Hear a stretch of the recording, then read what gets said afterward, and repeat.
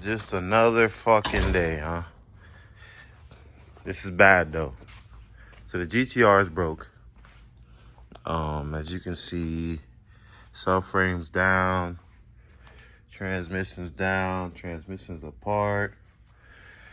Got the front of the transmission right here.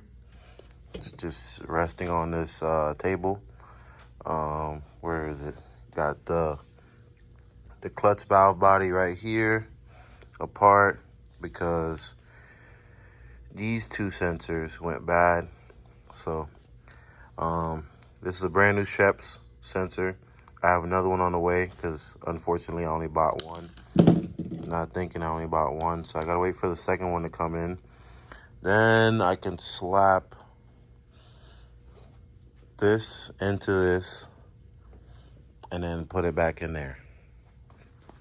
Yeah, pretty shitty right now. The GTR is broke.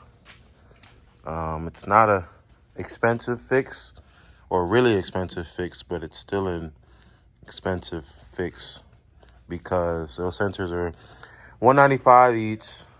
I gotta get brand new seals. And yeah. All right, so I got everything overnighted, ready to start putting everything back together. The clutch valve body, put it back in there, and then put everything back together on the car. I talked to Shep and I even asked Lee. They both told me not to upgrade clutches because I'll break hard parts inside the transmission if I launch it though. So I could upgrade the clutches, make more power, and just not launch it hard. But yeah, I might just leave it how it is for now and then just do a full rebuild on the whole transmission whenever I'm ready. But yeah, I'm gonna get to work putting this together. I'll go piece by piece and try to fill you guys in, but it's just me recording.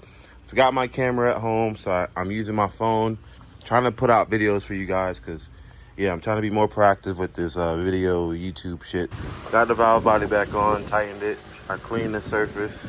Now I got an RTV and put it back up. Once I get it up there, get all the bolts on, I'll punch back in. I got to replace the two seals that I bought for the input and output shaft.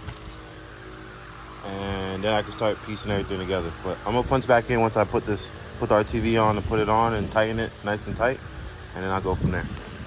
All right, fast forward.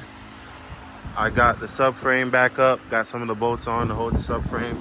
I still have to bolt this up and then put the other the other flange. This is the output, and I gotta put the input on.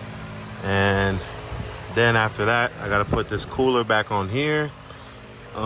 Put the brace on. Hopefully I can get fluid today. If not today, then tomorrow. If not tomorrow, then the next day. It looks like a good seal job. Doesn't look like it's leaking anywhere, thank God. Don't know yet until I start it up and have everything running up to operating temp. But yeah, this is where I'm at right now. All right, so this is the radium filter. I'm replacing the stock one for the GTR. Put that in right now. Then I'm gonna seal, put the regular filter on, and it's right there. Put the regular filter on. I'm gonna put the regular filter on. This right here is the radium upgraded filter. This is the factory one. I'm gonna put that on, and I'm gonna put the pickup on, then seal the pan and put that on. All right, quick update. Pans on. Both drive shafts are tightened. Tighten the front. Put this cross bracing in as well as tighten up the transmission mounts. And I'm ready to put fluid in.